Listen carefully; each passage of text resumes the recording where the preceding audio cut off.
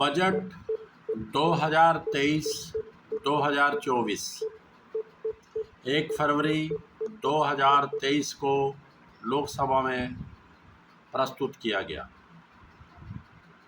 माननीय अध्यक्ष महोदय, मैं वर्ष 2023-24 का बजट प्रस्तुत करती हूँ। यह अमृतकाल में पहला बजट है। प्रस्तावना। इस बजट में पिछली बजट में रखी गई नींव पर सतत निर्माण करते हुए भारत @100 के लिए खींची गई रूपरेखा पर आगे बढ़ते रहने की उम्मीद की गई है। हम समृद्ध एवं समावेशी भारत की परिकल्पना करते हैं, जिसमें विकास के सुफल सभी क्षेत्रों और नागरिकों, विशेषकर हमारे युवाओं, महिलाओं, किसानों, अन्य पिछड़े वर्गों, अनुसूचित जातियों और अनुसूचित जनजातियों तक पहुँचे। हमारी आज़ादी के 75वें साल में दुनिया ने भारतीय अर्थव्यवस्था को एक चमकता सितारा माना है। चालू वर्ष का हमारा आर्थिक विकास दर 7% पर होने का अनुमान लगाया गया है। उल्लेखनीय बात ये है कि ये सभी प्रमुख अर्थव्यवस्थाओं में सबसे अधिक है। ये कोविड-19 और एक युद्ध के कारण विश्व स्तर पर अर्थव्यवस्था के बड़े पैमाने पर सुस्त पड़ने के बावजूद संभव हुआ है। इसलिए भारतीय अर्थव्यवस्था सही रास्ते पर है और चुनौतियों का सामना होने के बावजूद उज्ज्वल भविष्य की दिशा में बढ़ रही है। आज जबकि भारत के लोग अपना मस्तक ऊंचा करके खड़े हैं और दुनिया भारत की उपलब्धियों और कामयाबियों की सराहना कर रही है, हमें पूरा विश्वास है कि हमारे जिन अग्रजों ने भारत की आज़ादी के लिए लड़ाई लड़ी थी, वह आगे बढ़ती हमारी कोशिशों को आनंदित होकर आशीर्वाद दे रहे होंगे। अनेक संकटों के बीच समूह उत्थान। हमने सबका प्रयास के माध्यम से व्यापक सुधारों और ठोस नीतियों के क्रियान्वयन पर ध्यान केंद्रित किया है, जिसके परिणाम स्वरूप जन भागीदारी और ज़रूरतमंद लोगों को लक्षित समर्थन मिल सका है। इससे हमें मुश्किल वक्त में अच्छा करने में मदद मिली है। दुनिया में भारत का कद कई शानदार उपलब्धियों की वजह से बड़ा है। अद्वितीय विश्व स्तरीय डिजिटल पब्लिक इंफ्रास्ट्रक्चर यानी आधार, कोविन और यूपीआई अभूतपूर्व पैमाने और रफ्तार से कोविड टीकाकरण अभियान, अग्रिम मोर्चों जैसे कि जलवायु संबंधी लक्ष्यों को हासिल करना, मिशन लाइफ और राष्ट्रीय हाइड्रोजन मिशन में अत्यधिक सक्रिय भूमिका इनके उदाहरण हैं। कोविड-19 महामारी के दौरान हमने 80 करोड़ से अधिक लोगों के लिए 28 महीनों के लिए मुफ्त खाद्यान्न की आपूर्ति करने की योजना के साथ सुनिश्चित किया कि कोई भूखा ना सोए। खाद्य एवं पोषणगत सुरक्षा सुनिश्चित करने के प्रति अपनी प्रतिबद्धता को जारी रखते हुए हम पीएम गरीब कल्याण अन्न योजना के अंतर्गत अगले 1 वर्ष के लिए सभी अनुतोदय और प्राथमिकता प्राप्त परिवारों को मुफ्त खाद्यान्न की आपूर्ति करने की योजना 1 जनवरी 2023 से लागू कर रहे हैं। लगभग 2 लाख करोड़ से अधिक के संपूर्ण व्यय के वहन केंद्र सरकार द्वारा किया जाएगा। G20 अध्यक्षता। चुनौतियों के बीच वैश्विक एजेंडा को संचालित करना। वैश्विक चुनौतियों के इस दौर में G20 की अध्यक्षता हमें विश्व आर्थिक व्यवस्था में भारत की भूमिका को सशक्त करने का एक अद्वितीय अवसर देती है। वसुधैव कुटुंबकम की थीम के साथ हम वैश्विक चुनौतियों का निराकरण करने के लिए और टिकाऊ आर्थिक विकास संभव करने के लिए एक महत्वाकांक्षी लोक केंद्रित एजेंडा पर चल रहे हैं। वर्ष 2014 से उपलब्धियां किसी को पीछे ना छोड़ते। वर्ष 2014 से सरकार के प्रयासों ने सभी नागरिकों के लिए बेहतर क्वालिटी की ज़िंदगी और इज्जत की ज़िंदगी सुनिश्चित की है। प्रति व्यक्ति आय दोगुनी से भी अधिक होकर 1.97 लाख रुपए हो गई है। इन 9 वर्षों में भारतीय अर्थव्यवस्था का आकार भी बढ़ा है और ये दुनिया की 10वीं से 5वीं सबसे बड़ी अर्थव्यवस्था बन गई है। हमने कारोबार के लिए अनुकूल परिवेश के साथ एक सुशासित और नवोन्मेषी देश के रूप में अपनी स्थिति में उल्लेखनीय रूप से सुधार किया है। जैसा कि अनेक वैश्विक सूचकांकों से प्रतिबिंबित होता है, हमने कई साधारणीय विकास लक्ष्यों में उल्लेखनीय प्रगति की है। अर्थव्यवस्था और अधिक औपचारिक हो गई है, जैसा कि वर्ष 2022 में ईपीएफओ सदस्यता के दुगने से अधिक 27 करोड़ होने और यूपीआई के माध्यम से 126 लाख करोड़ के 7,400 करोड़ डिजिटल भुगतान से प्रतिबिंबित होता है। लक्षित लाभों को सबके लिए सुलभ करने के साथ अनेक योजनाओं के कुशल कार्यान्वयन के परिणाम स्वरूप समावेशी विकास संभव हुआ है। कुछ एक योजनाएं इस प्रकार हैं। स्वच्छ भारत मिशन के अंतर्गत 11.7 करोड़ परिवारों में शौचालय, उज्ज्वला के अंतर्गत 9.6 करोड़ एलपीजी कनेक्शन, 102 करोड़ लोगों का 220 करोड़ कोविड टीकाकरण, 47.8 करोड़ पीएम जन धन बैंक खाते, पीएम सुरक्षा बीमा और पीएम जीवन ज्योति योजना के तहत 44.6 करोड़ व्यक्तियों के लिए बीमा कवर और पीएम किसान सम्मान निधि के अंतर्गत 11.4 करोड़ से अधिक किसानों को 2.2 लाख करोड़ का नगद अंतरण। अमृतकाल के लिए संकल्पना सशक्त और समावेशी अर्थव्यवस्था। अमृतकाल के लिए हमारी संकल्पना में सुदृढ़ लोक वित्त और सशक्त वित्तीय क्षेत्र के साथ प्रौद्योगिकी चालित और ज्ञान आधारित अर्थव्यवस्था शामिल है। ये हासिल करने के लिए सबका साथ, सबका प्रयास के माध्यम से जन भागीदारी अनिवार्य है। इस विजन को हासिल करने के लिए आर्थिक एजेंडा में 3 चीज़ों पर ध्यान केंद्रित किया गया है। पहला, नागरिकों विशेषकर युवा वर्ग को अपनी आकांक्षाओं की पूर्ति करने के लिए पर्याप्त अवसर उपलब्ध कराना। दूसरा, विकास और रोजगार सृजन पर विशेष ध्यान देना। तीसरा, वृहद आर्थिक सुस्थिरता को सुदृढ़ करना। भारत एट द रेट 100 तक की हमारी यात्रा में ध्यान दिए जाने वाले इन क्षेत्रों के लिए काम करने के लिए हमारा मानना है कि अमृतकाल के दौरान निम्नलिखित 4 मौके रूपांतरकारी हो सकते हैं। महिलाओं का आर्थिक सशक्तिकरण। दीनदयाल अंत्योदय योजना राष्ट्रीय ग्रामीण आजीविका मिशन ने ग्रामीण महिलाओं को 81 लाख स्वयं सहायता समूहों से जोड़कर असाधारण कामयाबी हासिल की है।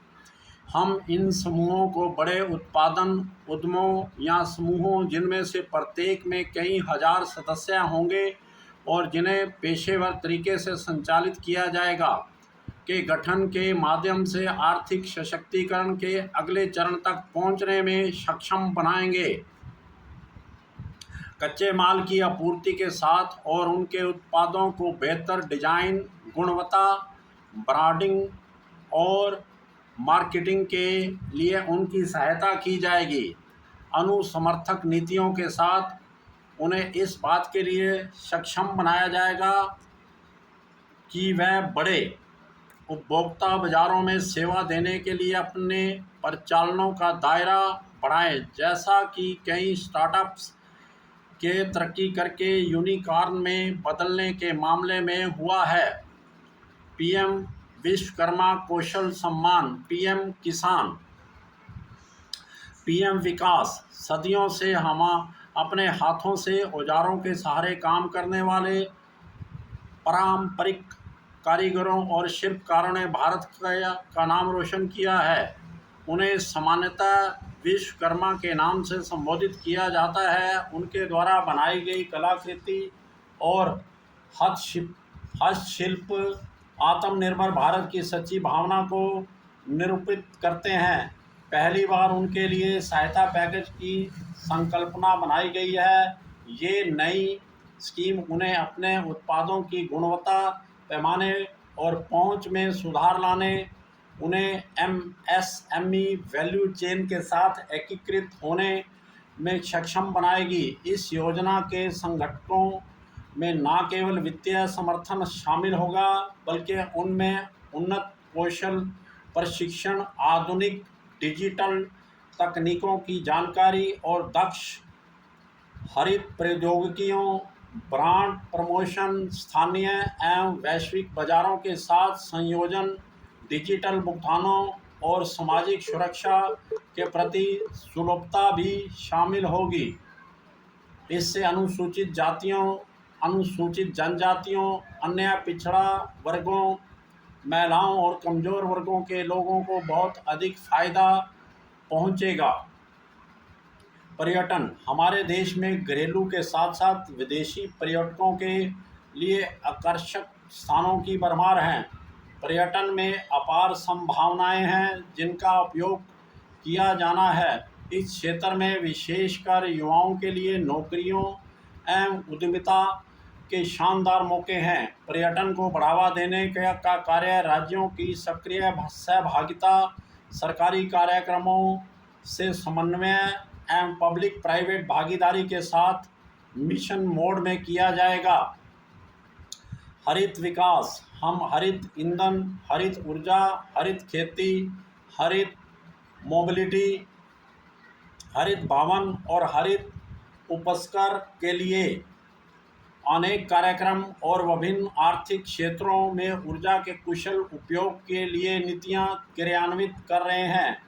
हरित विकास के ये प्रयास अर्थव्यवस्था की कार्बन सघनता को कम करने में सहायता पहुंचाते हैं और हरित क्षेत्र में बड़े पैमाने पर नौकरियों के मौके उपलब्ध कराते हैं। इस बजट की प्राथमिकताएं।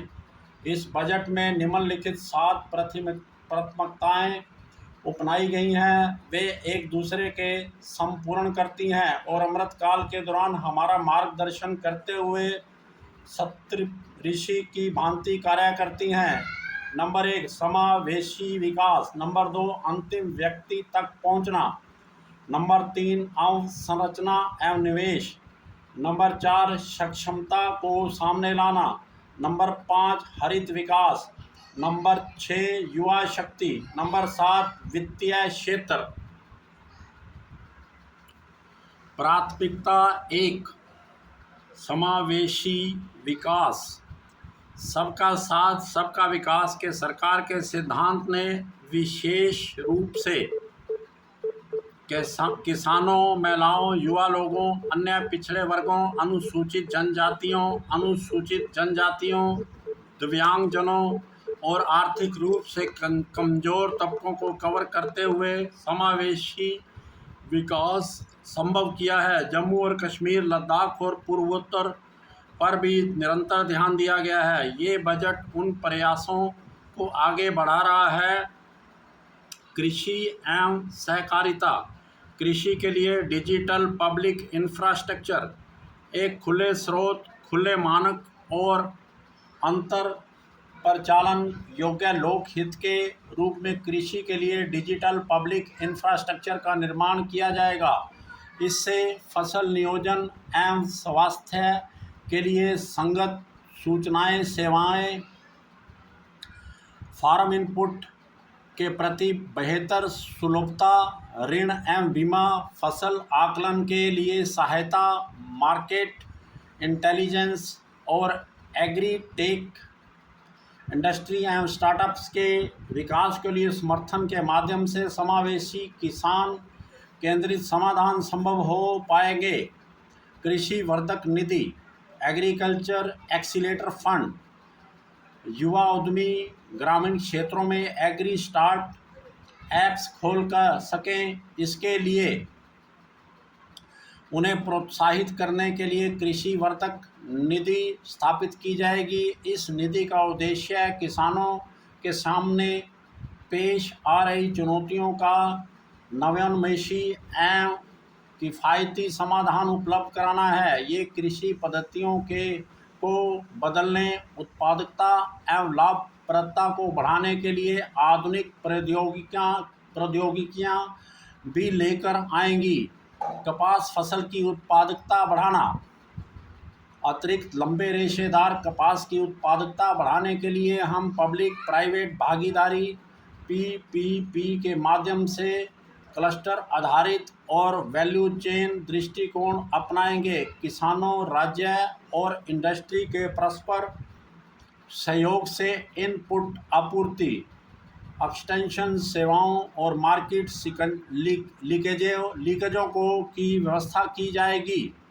आत्मनिर्भर बागवानी स्वच्छ पौध कार्यक्रम, हम 2200 करोड़ रुपए के परिव्यय से हाई वैल्यू बागवानी फसलों के लिए रोगमुक्त, गुणवत्तापूर्ण पौध सामग्री की उपलब्धता बढ़ाने के लिए आत्मनिर्भर स्वच्छ पौध कार्यक्रम का शुभारंभ करेंगे।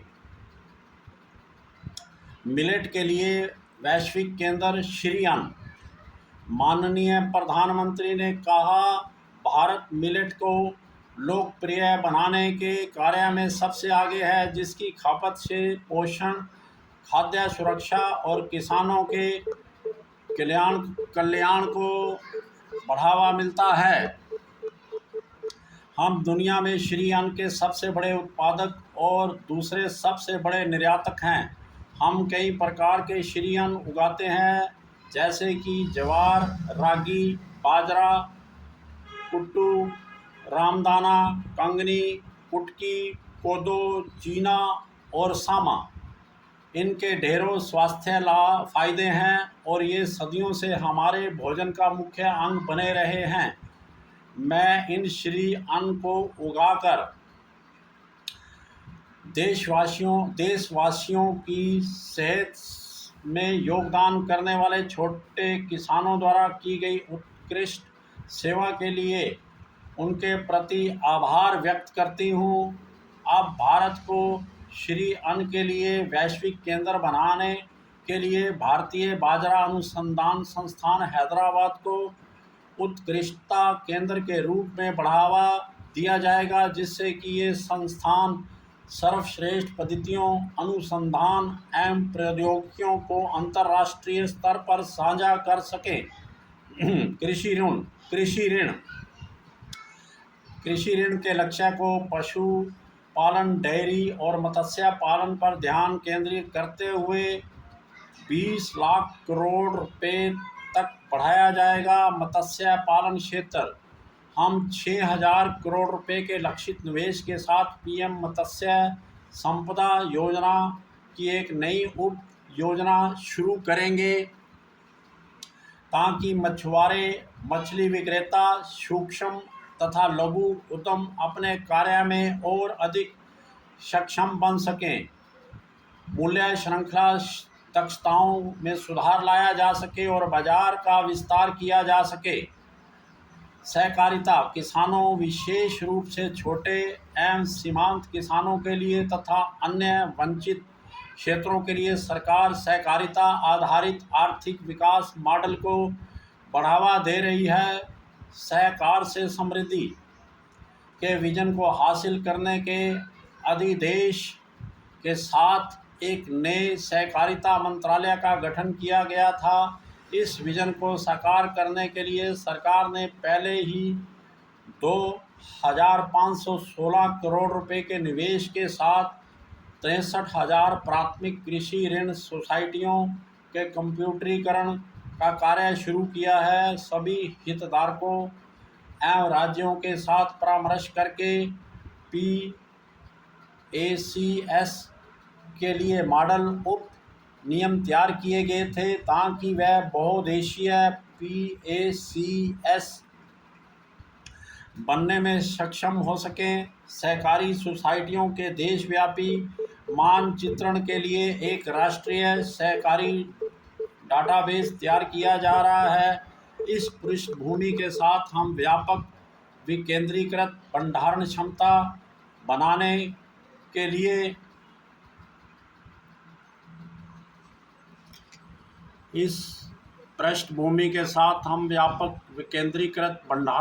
बनाने के लिए एक योजना कार्यान्वित करेंगे। इससे किसानों को अपने उत्पादों का भंडारण करने और उचित समय पर उनकी बिक्री करके लाभकारी मूल्य प्राप्त करने में सहायता मिलेगी। सरकार अगले 5 वर्षों में कवर नहीं किए गए पंचायतों में बड़ी संख्या में बहुउद्देशीय सहकारी सोसाइटियों, प्राथमिक मत्स्य सोसाइटियों और डेयरी सहकारी सोसाइटियों की स्थापना करने हेतु सुविधा प्रदान करेगी। स्वास्थ्य, शिक्षा तथा कौशल वर्धन, मेडिकल एवं नर्सिंग कॉलेज वर्ष 2014 में स्थापित मौजूदा 157 मेडिकल कॉलेजों के साथ 6 स्थानों में 157 नए नर्सिंग कॉलेज स्थापित किए जाएंगे। स्केल अनीमिया उन्मूलन मिशन वर्ष 2047 तक सिकल सेल अनीमिया का उन्मूलन करने के लिए एक मिशन की शुरुआत की जाएगी। इसमें प्रभावित जनजातीय क्षेत्रों में जागरूकता सर्जन, जन्म से 40 वर्ष के आयु वर्ग के 7 करोड़ लोगों की यूनिवर्सल स्क्रीनिंग और केंद्रीय मंत्रालयों और राज्य सरकारों के सहयोगपरक प्रयासों के माध्यम से काउंसलिंग का कार्य किया जाएगा। चिकित्सा अनुसंधान, सहयोगात्मक अनुसंधान और नवाचार को प्रोत्साहित करने के लिए चुनिंदा ICMR प्रयोगशालाओं की सुविधाएं सरकारी तथा निजी मेडिकल कॉलेज संकाय तथा निजी क्षेत्र के अनुसंधान एवं विकास दलों को अनुसंधान के लिए उपलब्ध कराई जाएंगी।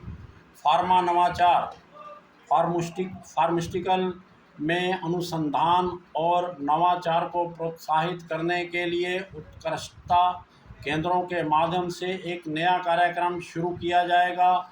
हम विशिष्ट प्राथमिकता प्राप्त क्षेत्रों में अनुसंधान तथा विकास में निवेश के लिए उद्योगों को भी प्रोत्साहित करेंगे। चिकित्सा उपकरणों हेतु बहुविषयक पाठ्यक्रम,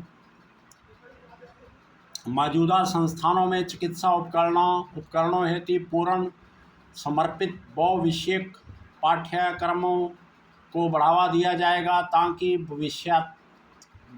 भविष्यकालिक चिकित्सा प्रौद्योगिकियों उच्च कोटि के विनिर्माण तथा अनुसंधान के लिए कुशल मैन पावर की उपलब्धता सुनिश्चित की जा सके।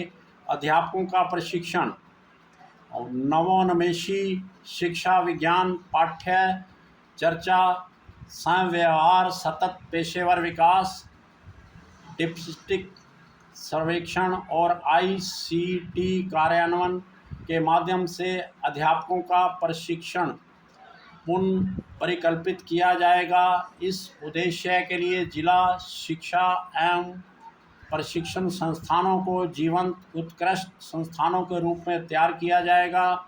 बच्चों और किशोरों के लिए राष्ट्रीय डिजिटल पुस्तकालय, बच्चों और किशोरों के लिए अलग अलग इलाकों, भाषाओं, विषयों और स्तरों में गुणवत्तापूर्ण पुस्तकें विभिन्न उपकरणों के माध्यम से उपलब्ध कराने के लिए एक राष्ट्रीय डिजिटल पुस्तकालय की स्थापना की जाएगी।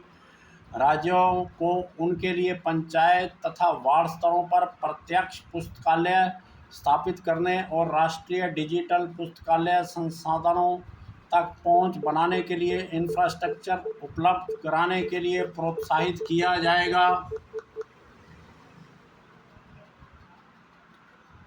इसके अतिरिक्त पढ़ने की संस्कृति को बढ़ावा देने के लिए और महामारी के समय की अधिगम क्षति को पूरा करने के लिए राष्ट्रीय पुस्तक न्यास, बाल पुस्तक न्यास तथा अन्य स्रोतों को इन प्रत्यक्ष पुस्तकालयों में क्षेत्रीय भाषाओं तथा अंग्रेजी में पाठ्येतर विषयों की पुस्तकें उपलब्ध कराने और उनकी पुनः पूर्ति करने के लिए प्रोत्साहित किया जाएगा। साक्षरता के क्षेत्र में कार्य करने वाले एनजीओ के साथ सहयोग भी इस पहल का हिस्सा होगा। वित्तीय समझ लाने के लिए वित्तीय क्षेत्र विनियामकों और संगठनों को इन पुस्तकालयों में उम्र के हिसाब से उपयुक्त पठन सामग्री देने के लिए प्रोत्साहित किया जाएगा। प्राथमिकता नंबर 2, अंतिम छोर के व्यक्ति तक पहुंचना।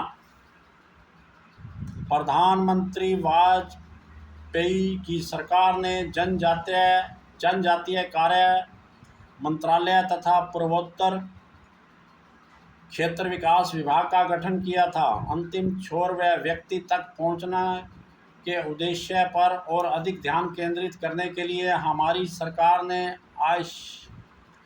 आयुष, मत्स्य पालन, पशुपालन एवं डेयरी, कौशल विकास, जल शक्ति तथा सहकारिता मंत्रालयों का गठन किया है। आकांक्षी जिले और ब्लॉक कार्यक्रम की सफलता को आगे बढ़ाते हुए इस सरकार ने हाल ही में स्वास्थ्य, पोषण, शिक्षा, कृषि, जल संसाधन, वित्तीय समावेशन, कौशल विकास और आधारभूत अवसंरचना जैसे विभिन्न डोमेनों में अनिवार्य सरकारी सेवाओं की पूर्ण उपलब्धता के लिए 500 ब्लॉकों को कवर करते हुए आकांक्षी ब्लॉक कार्यक्रम शुरू किया है। प्रधानमंत्री पीवीटीजी विकास मिशन विशेष रूप से संवेदनशील जनजातीय समूहों की सामाजिक आर्थिक स्थितियों में सुधार लाने के लिए प्रधानमंत्री पीवीटीजी विकास मिशन शुरू किया जाएगा। इसमें पीवीटीजी परिवारों और पर्यावासों को सुरक्षित आवास, स्वच्छ पेयजल एवं स्वच्छता, शिक्षा, स्वास्थ्य एवं पोषण, सड़क तथा दूरसंचार संपर्कता और संधारणीय आजीविका के अवसरों जैसी बुनियादी सुविधाएं पूरी तरह उपलब्ध कराई जाएंगी। अनुसूचित जनजातियों के लिए विकास कार्य योजना के तहत अगले 3 वर्षों में इस मिशन को लागू करने के लिए 15,000 करोड़ रुपए की राशि उपलब्ध कराई जाएगी। एकलव्य मॉडल आवासीय विद्यालय अगले 3 वर्षों में केंद्र 3.5 लाख जनजातीय छात्रों के लिए चलाए जा रहे 740 एकलव्य मॉडल आवासीय स्कूलों के लिए 38,800 अध्यापक और सहायक कार्मिक नियुक्त करेगा। सूखा प्रवण क्षेत्रों के लिए जल कर्नाटक के सूखा प्रवण मध्य क्षेत्र में साधारणीय सूक्ष्म सिंचाई सुविधा मुहैया करने तथा पेयजल के लिए बेस्टल टैंकों को भरने के लिए ऊपरी भद्रा परियोजना को 5,300 करोड़ रुपए की केंद्रीय सहायता दी जाएगी। पीएम आवास योजना के लिए परिव्यय 66% बढ़ाकर 79 हजार करोड़ रुपए से अधिक कर दिया गया है। भारत साझा पुरालेख निधान भारत साझा पुरालेख निधान एक डिजिटल पुरालेख संग्रहालय में प्रथम चरण में 1 लाख प्राचीन पुरालेखों के डिजिटलीकरण के साथ स्थापित किया जाएगा। निर्धन कैदियों को सहायता। जेल में बंद ऐसे निर्धन व्यक्तियों जो जुर्माना या जमानत राशि की व्यवस्था करने में असमर्थ हैं को आवश्यक वित्तीय सहायता प्रदान की जाएगी। प्राथमिकता नंबर 3, अवसंरचना और निवेश। अवसंरचना एवं उत्पादक क्षमता में निवेश का विकास और रोजगार पर बहुआयामी प्रभाव पड़ता है। महामारी की सुस्त अवधि के बाद निजी निवेश दोबारा बढ़ रहे हैं। इस बजट में निवेश और रोजगार सृजन के हितकारी चक्र को गति प्रदान करने के लिए एक बार फिर महत्व दिया गया है। विकास और रोजगार के संवाहक के रूप में पूंजीगत निवेश परिव्यय में लगातार तीसरे वर्ष 33% की तीव्र वृद्धि करके इसे 10 लाख करोड़ रुपए किया जा रहा है, जो जीडीपी का 3.3% होगा। ये वर्ष 2019-20 के परिव्यय से लगभग 3 गुना अधिक होगा। हाल के वर्षों में हुई पर्याप्त वृद्धि विकास संभावनाओं और रोजगार सृजन में तेजी लाने, निजी निवेशों को जोरदार तरीके से बढ़ाने और वैश्विक मंदी के प्रति सुरक्षा कवच लगाने के सरकार के प्रयासों के मूल में है। प्रभावी पूंजीगत व्यय। केंद्र द्वारा प्रत्यक्ष पूंजीगत निवेश का राज्यों को सहायता अनुदान के माध्यम से पूंजीगत आस्तियों के सृजन के लिए किए गए प्रावधान द्वारा संपूर्ण किया जाता है। केंद्र के प्रभावी पूंजीगत व्यय का बजट 13.7 लाख करोड़ रुपए होगा, जो जीडीपी का 4.5% होगा। राज्य सरकारों को पूंजीगत निवेश के लिए सहायता। मैंने अवसंरचना में निवेश में तेजी लाने और राज्यों को संपूरक नीतिगत कार्रवाइयों के लिए प्रोत्साहित करने के लिए 1.3 लाख करोड़ रुपए के उल्लेखनीय रूप से बड़े परिव्यय के साथ राज्य सरकारों के लिए 50 वर्षीय ब्याज मुक्त ऋण को और 1 वर्ष जारी रखने का निर्णय लिया है। अवसंरचना में निजी निवेश हेतु अवसरों में वृद्धि करना। नव स्थापित अवसंरचना वित्त सचिवालय इंफ्रास्ट्रक्चर प्रधानतया सार्वजनिक संसाधनों पर निर्भर रहने वाले रेलवे, सड़क, शहरी इंफ्रास्ट्रक्चर और पावर सहित में और अधिक निजी निवेश के लिए सभी हितधारकों की सहायता करेगा। अवसंरचना के सुमेलित मास्टर सूची। अवसंरचना की सुमेलित मास्टर सूची की अमृतकाल के लिए उपयुक्त वर्गीकरण और वित्त पोषण फ्रेमवर्क की संस्तुति करने के लिए एक विशेषज्ञ समिति द्वारा समीक्षा की जाएगी। रेलवे के लिए 2.40 लाख करोड़ रुपए के पूंजीगत परिव्यय का प्रावधान किया गया है। अब तक का ये सर्वाधिक परिव्यय वर्ष 2013-14 में किए गए परिव्यय से लगभग 9 गुना है। संभार तंत्र लॉजिस्टिक्स, पत्तनों, कोयला, इस्पात, उर्वरक और खाद्यान्न क्षेत्रों के लिए शुरू से लेकर अंत तक संपर्क साधने के लिए 100 महत्वपूर्ण अवसंरचना परियोजनाएं अभिजात की गई हैं। इन परियोजनाओं को निजी स्रोतों के 15,000 करोड़ रुपए सहित 75,000 करोड़ रुपए के निवेश के साथ प्राथमिकता दी जाएगी। क्षेत्रीय संपर्कता कनेक्टिविटी। क्षेत्रीय हवाई कनेक्टिविटी में सुधार लाने के लिए 50 अतिरिक्त हवाई अड्डों, हेलीपोर्ट, वाटर एरोड्रोम और एडवांस लैंडिंग ग्राउंड का पुनरुद्धार किया जाएगा।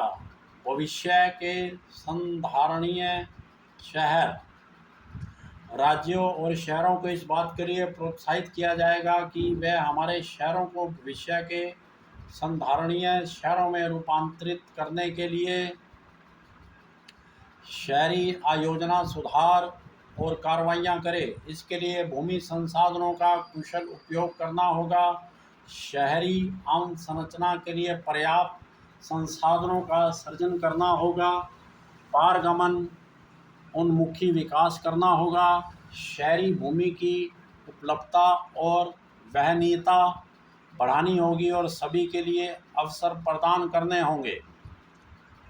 म्यूनिसिपल बॉन्ड के लिए शहरों को तैयार करना, संपत्ति कर व्यवस्था में सुधार लाकर और शहरी अवसंरचना पर प्रयोक्ता प्रभार लगाकर शहरों को म्यूनिसिपल बॉन्ड के लिए अपनी ऋण प्राप्ति योग्यता में सुधार करने के लिए प्रोत्साहित किया जाएगा। शहरी अवसंरचना विकास निधि RIDF की तरह प्राथमिकता प्राप्त क्षेत्र उधारी न्यूनता के उपयोग के माध्यम से शहरी अवसंरचना विकास निधि की स्थापना की जाएगी। इसका प्रबंधन राष्ट्रीय आवास बैंक द्वारा किया जाएगा और इसका उपयोग टियर 2 और टियर 3 शहरों में शहरी अवसंरचना के सृजन हेतु सार्वजनिक एजेंसियों द्वारा किया जाएगा। राज्यों को UIDF का उपयोग करते समय उपयुक्त प्रयोक्ता प्रभारों को लागू करने के लिए 15वें वित्त आयोग क्या अनुदान के साथ साथ मौजूदा स्कीमों में संसाधन जुटाने के लिए प्रोत्साहित किया जाएगा। हम इस उद्देश्य के लिए 10,000 करोड़ रुपए प्रति वर्ष की धनराशि उपलब्ध कराने की उम्मीद करते हैं। शहरी स्वच्छता, सभी शहरों और कस्बों में सेप्टिक टैंकों और सीवरों का मल कीचड़ बाहर निकालने के लिए मैन होल को मशीन होल के रूप में प्रयोग करके 100% मशीनी तरीके से साफ किया जाएगा। सूखे और गीले अपशिष्ट के वैज्ञानिक प्रबंधन पर विशेष ध्यान दिया जाएगा। प्राथमिकता नंबर 4, सक्षमता को सामने लाना। माननीय प्रधानमंत्री जी ने कहा है, सुशासन राष्ट्र की प्रगति का मूल मंत्र है। हमारी सरकार ऐसी पारदर्शी और जवाबदेह प्रशासन की व्यवस्था करने के लिए प्रतिबद्ध है जो आम नागरिकों की बेहतरी और कल्याण के लिए कार्य करे। मिशन कर्मयोगी के अंतर्गत केंद्र, राज्य और संघ राज्य क्षेत्र सिविल सेवकों के लिए क्षमता निर्माण योजनाएं तैयार और क्रियान्वित कर रहे हैं। सरकार ने एकीकृत ऑनलाइन प्रशिक्षण के लिए आई गाट कर्मयोगी नामक एक प्लेटफार्म भी शुरू किया है, जिस पर लाखों सरकारी कर्मचारियों को अपने कौशलों का उन्नयन करने के लिए और लोक केंद्रित दृष्टिकोण अपनाने के लिए निरंतर सीखने के अवसर मिलेंगे। व्यापारिक सुगमता को बढ़ावा देने के लिए 39,000 से अधिक अनुपालनाओं को कम किया गया है और 3,400 से अधिक विधिक उपबंधों को अपराध की श्रेणी से हटाया गया है। विश्वास आधारित शासन को बढ़ावा देने के लिए हमने 42 केंद्रीय अधिनियमों में संशोधन करने के लिए जन विश्वास विधेयक पेश किया है। इस बजट में हमारी अर्थव्यवस्था के सामर्थ्य को सामने लाने के लिए अनेक उपायों का प्रस्ताव किया गया है। कृत्रिम बुद्धिमत्ता, आर्टिफिशियल इंटेलिजेंस के लिए उत्कृष्टता केंद्र, कृत्रिम बुद्धिमत्ता को भारत में बनाए और कृत्रिम बुद्धिमत्ता से भारत के लिए कार्य कराएं के विजन को साकार करने के लिए देश के शीर्ष शैक्षणिक संस्थानों में कृत्रिम बुद्धिमत्ता के लिए 3 उत्कृष्टता केंद्र स्थापित किए जाएंगे। अग्रणी उद्योगपति, कृषि, स्वास्थ्य और संधारणीय शहरों के क्षेत्रों में वो विषयक अनुसंधान कराने, अत्याधुनिक एप्लीकेशन तैयार करने और मापनीय समस्याओं के समाधान तैयार करने में सहभागी होंगे। इससे कृत्रिम बुद्धिमत्ता के कारगर इकोसिस्टम को प्रेरित करने और इस क्षेत्र में गुणवत्तापूर्ण मानव संसाधनों को प्रशिक्षित किया जा सकेगा। राष्ट्रीय डाटा शासन नीति, स्टार्टअप्स और शिक्षाविदों द्वारा नवाचार और अनुसंधान शुरू करने के लिए राष्ट्रीय डाटा शासन नीति लाई जाएगी। इससे अज्ञात नाम से आने वाले डाटा तक पहुंच बनाने में मदद मिलेगी। अपने ग्राहकों को जाने, केवाईसी प्रक्रिया का सरलीकरण, एक आकार सबके लिए उपयुक्त के बजाय जोखिम आधारित मानदंड अपनाकर केवाईसी प्रक्रिया को सरल बनाया जाएगा। वित्तीय क्षेत्र के विनियामकों को ऐसी केवाईसी प्रणाली रखने के लिए प्रोत्साहित किया जाएगा जो डिजिटल भारत की ज़रूरतों को पूरा करने के लिए पूर्णतः सहज हों।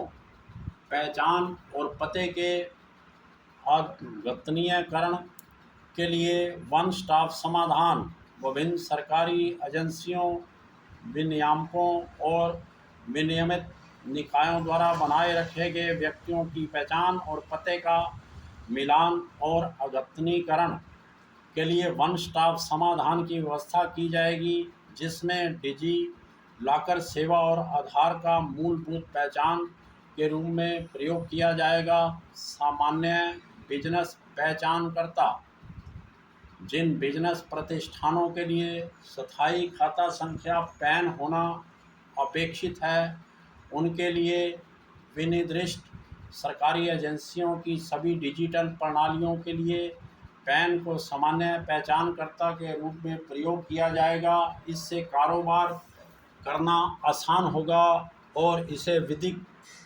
अधिदेश के जरिए कार्यान्वित किया जाएगा। एकीकृत फाइलिंग प्रक्रिया,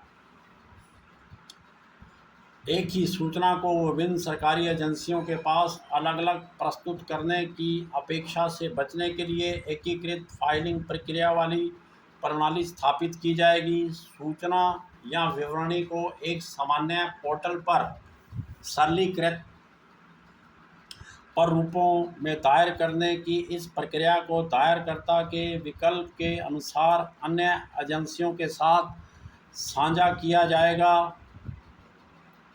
विवाद से विश्वास, सूक्ष्म, लघु, मध्यम उद्यमों के लिए राहत।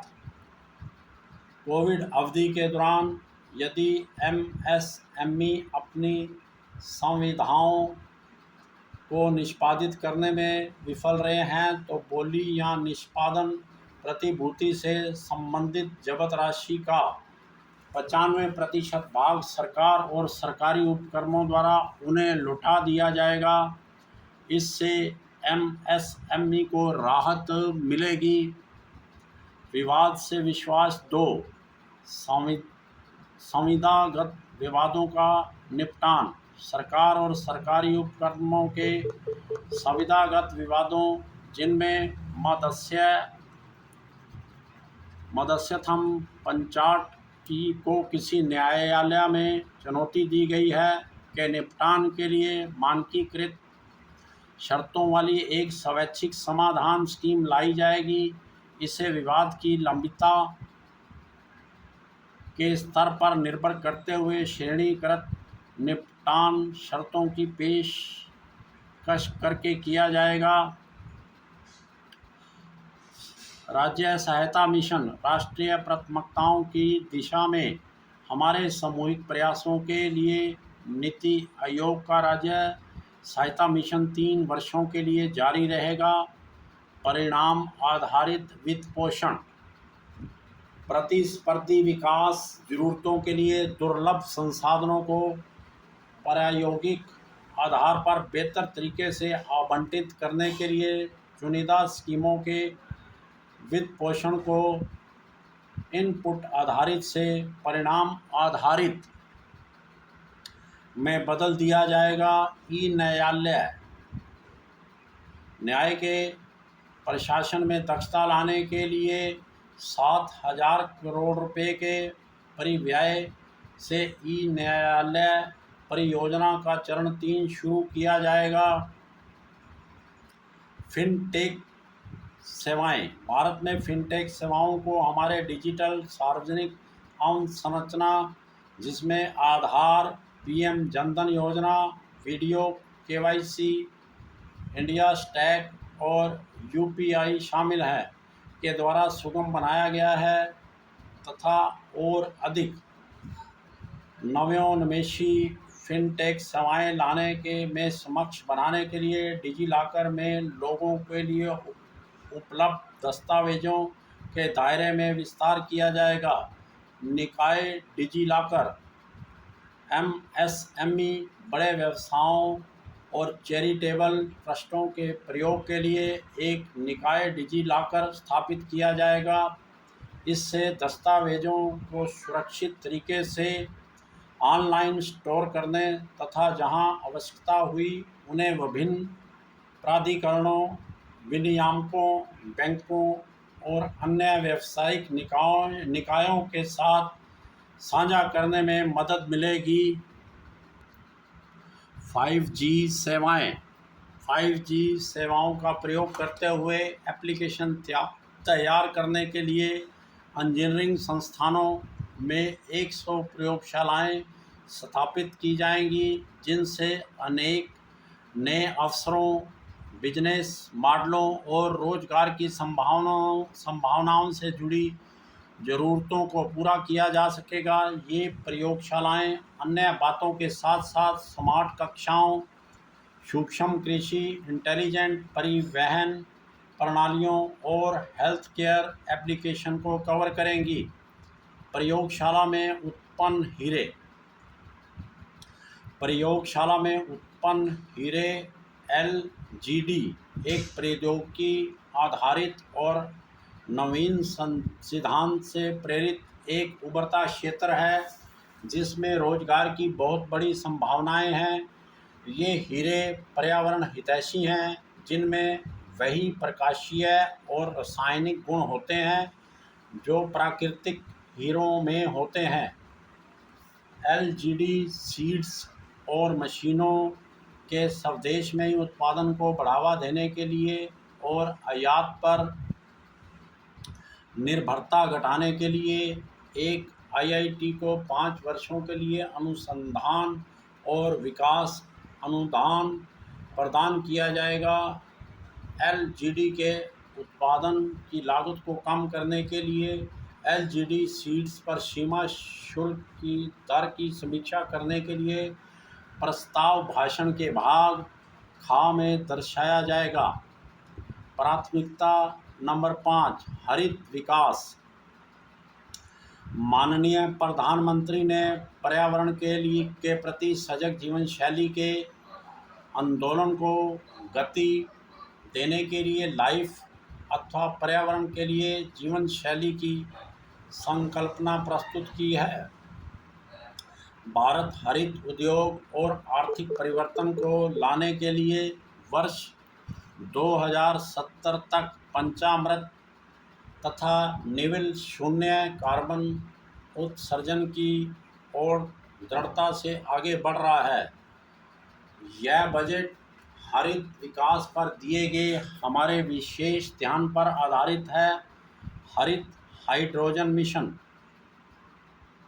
हाल में 19,700 करोड़ रुपए के परिव्यय के साथ शुरू किए गए राष्ट्रीय हरित हाइड्रोजन मिशन की मदद से अर्थव्यवस्था को निम्न कार्बन सघनता वाली स्थिति में ले जाने, जीवाश्म ईंधन के आयातों पर निर्भरता को कम करने तथा भारत को इस उदीयमान क्षेत्र में प्रौद्योगिकी और बाजार में अग्रणी बनाने का मार्ग प्रशस्त होगा। हमारा लक्ष्य है वर्ष 2030 तक 5 MMT का वार्षिक उत्पादन हासिल करना। ऊर्जा परिवर्तन। इस बजट में पेट्रोलियम और प्राकृतिक गैस मंत्रालय द्वारा ऊर्जा परिवर्तन तथा निवल शून्य उद्देश्यों और ऊर्जा सुरक्षा की दिशा में प्राथमिकता प्राप्त पूंजीगत निवेशों के लिए 35,000 करोड़ रुपए का प्रावधान किया गया है। ऊर्जा भंडारण परियोजनाएं अर्थव्यवस्था को धारणीय विकास के मार्ग पर ले जाने के लिए 4,000 MWH की क्षमता वाली बैटरी ऊर्जा भंडारण प्रणालियों को व्यवहार्यता अंतर्निधियन के माध्यम से सहायता दी जाएगी। पंप्ड स्टोरेज परियोजनाओं के लिए एक विस्तृत कार्य ढांचा भी तैयार किया जाएगा।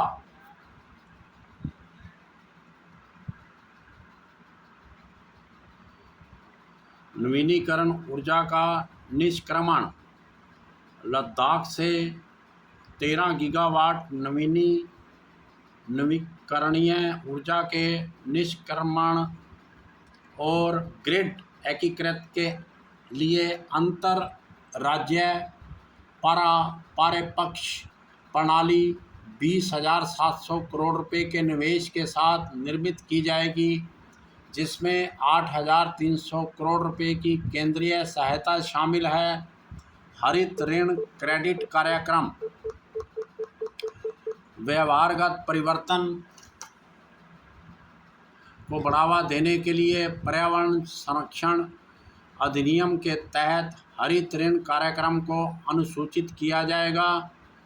इससे कंपनियों, व्यक्तियों और स्थानीय निकायों को पर्यावरण की दृष्टि से संधारणीय और उत्तरदायित्वपूर्ण कार्य करने के लिए प्रोत्साहन मिलेगा और ऐसे क्रियाकलापों के लिए अतिरिक्त संसाधन जुटाने में मदद मिलेगी। PM परिणाम।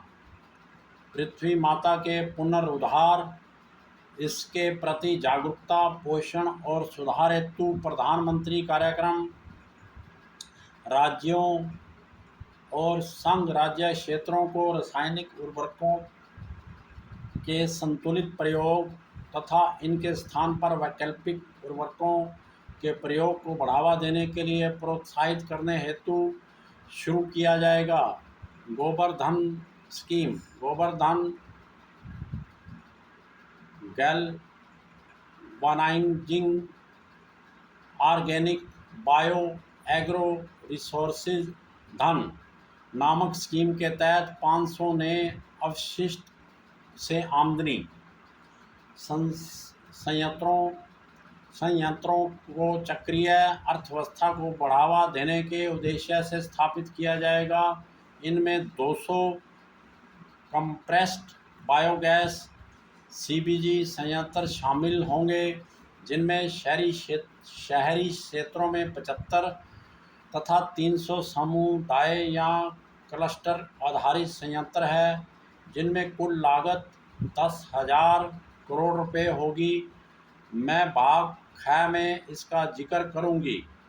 प्राकृतिक और बायोगैस का विपणन कर रहे सभी संगठनों के लिए 5% का CBG अधिदेश यथा समय लाया जाएगा। बायोमास के संग्रहण और जैव खाद के वितरण के लिए उपयुक्त राजकोषीय सहायता प्रदान की जाएगी।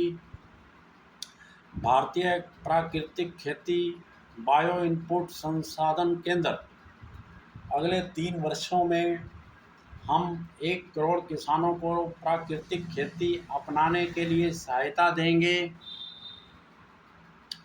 इसके लिए राष्ट्रीय स्तर पर वितरित सूक्ष्म उर्वरक और कीटनाशक विनिर्माण नेटवर्क बनाते हुए 10,000 बायो इनपुट रिसोर्सेस केंद्र स्थापित किए जाएंगे। मिष्टी वन रोपण में भारत को मिली सफलता के आधार पर मनरेगा,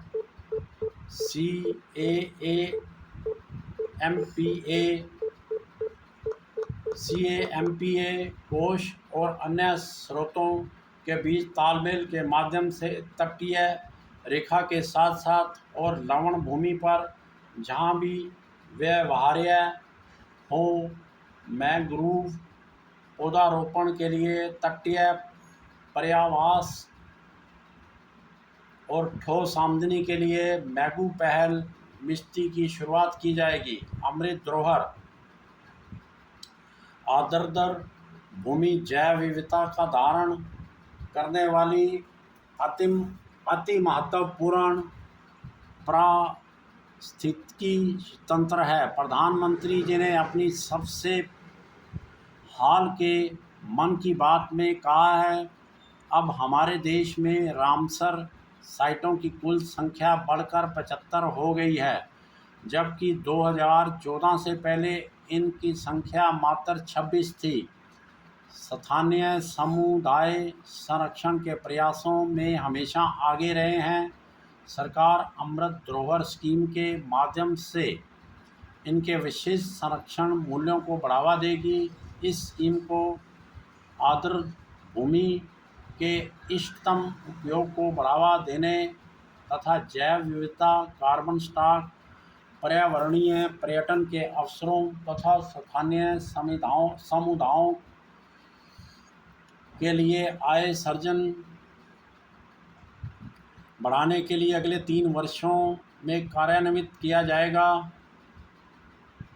तटीय नौवहन की व्यवहार्यता अंतर्निधियन के साथ सरकारी निजी भागीदारी PPP रीति के माध्यम से बढ़ावा दिया जाएगा, क्योंकि ये यात्रियों और माल भाड़े दोनों के लिए परिवहन की ऊर्जा कुशल एवं कम लागत वाली प्रणाली है। वाहनों का प्रतिस्थापन, प्रदूषण करने वाले पुराने वाहनों को बदलना हमारी अर्थव्यवस्था को पर्यावरण हितैषी बनाने के लिए बहुत आवश्यक है।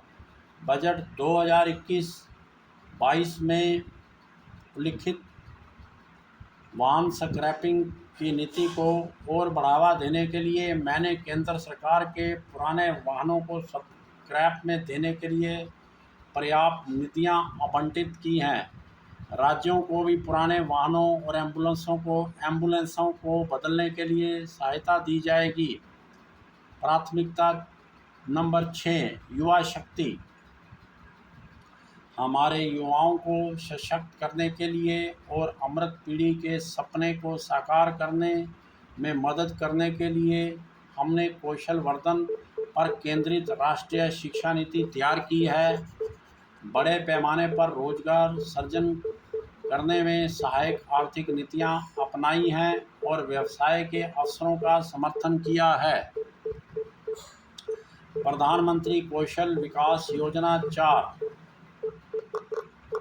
अगले 3 वर्षों में लाखों युवाओं को कौशल प्रदान करने के लिए प्रधानमंत्री कौशल विकास योजना 4 शुरू की जाएगी।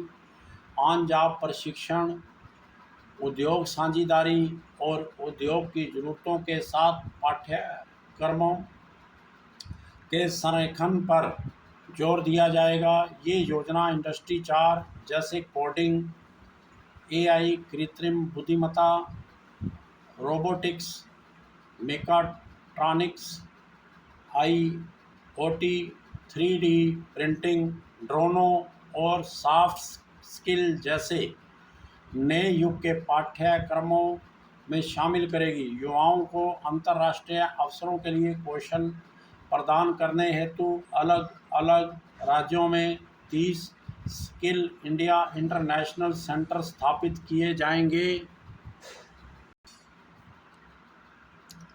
स्किल इंडिया डिजिटल प्लेटफॉर्म निम्नलिखित लक्ष्य हासिल करने के लिए एकीकृत स्किल इंडिया डिजिटल प्लेटफॉर्म की शुरुआत कर कौशल वर्धन हेतु डिजिटल तंत्र को और विस्तार प्रदान किया जाएगा।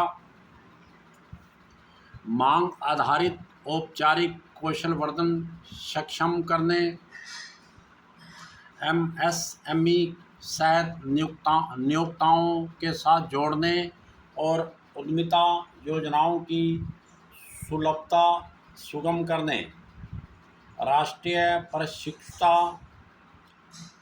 प्रोत्साहन योजना अखिल भारतीय राष्ट्रीय प्रशिक्षुता प्रोत्साहन योजना के अंतर्गत 3 वर्षों में 47 लाख युवाओं को वृत्ति का सहायता प्रदान करने के लिए डायरेक्ट बेनिफिट ट्रांसफ़र शुरू किया जाएगा। पर्यटन एक एकीकृत और नवोन्मेषी दृष्टिकोण से कम 50 गंतव्यों का चैलेंज मोड में चयन किया जाएगा। पर्यटक अनुभव को संवर्धित करने के लिए प्रत्यक्ष connectivity, virtual connectivity, tourist guide, food street और पर्यटक सुरक्षा के उच्च मानक जैसे पहलुओं के अलावा सभी प्रासंगिक पहलुओं को एक ऐप पर उपलब्ध करवाया जाएगा।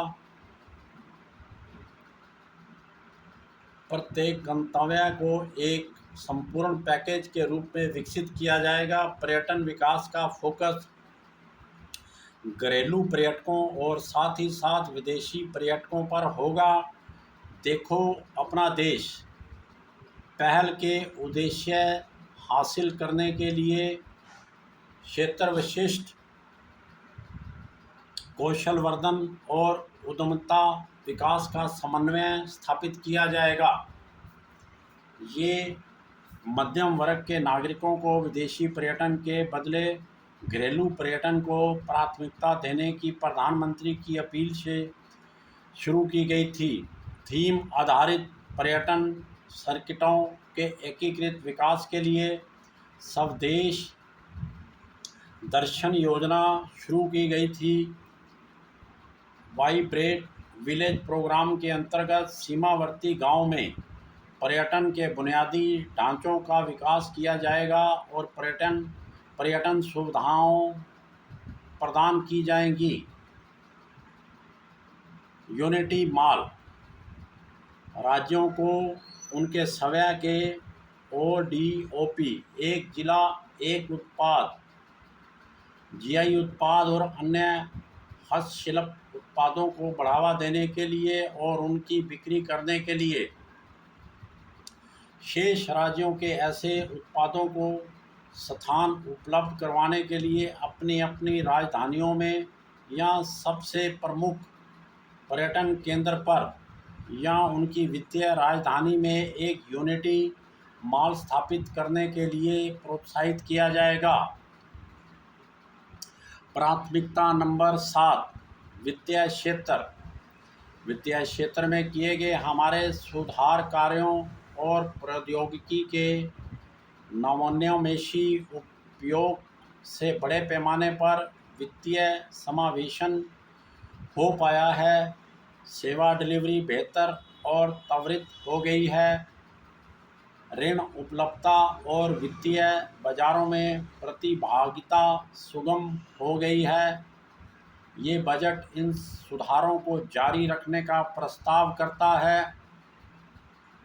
एमएसएमई के लिए ऋण गारंटी पिछले वर्ष मैंने एमएसएमई के लिए ऋण गारंटी योजना को नवीनीकृत करने का प्रस्ताव दिया था।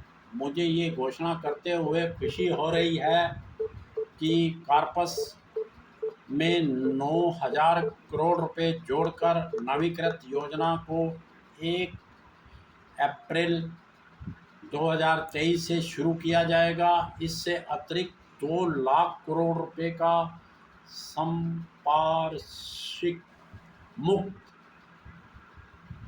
गारंटी युक्त ऋण संभव हो पाएगा। इसके अलावा ऋण की लागत में करीब 1% की कमी आएगी।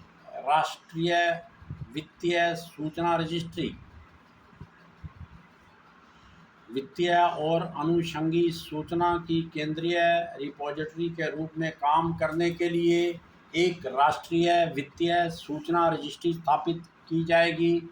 इससे ऋण का कुशल प्रवाह संभव होगा, वित्तीय समावेशन को बढ़ावा मिलेगा और वित्तीय स्थिरता बढ़ेगी। एक नया विधायी फ्रेमवर्क इस क्रेडिट पब्लिक इंफ्रास्ट्रक्चर को विनियमित करेगा और इससे आरबीआई के साथ परामर्श कर डिजाइन किया जाएगा। वित्तीय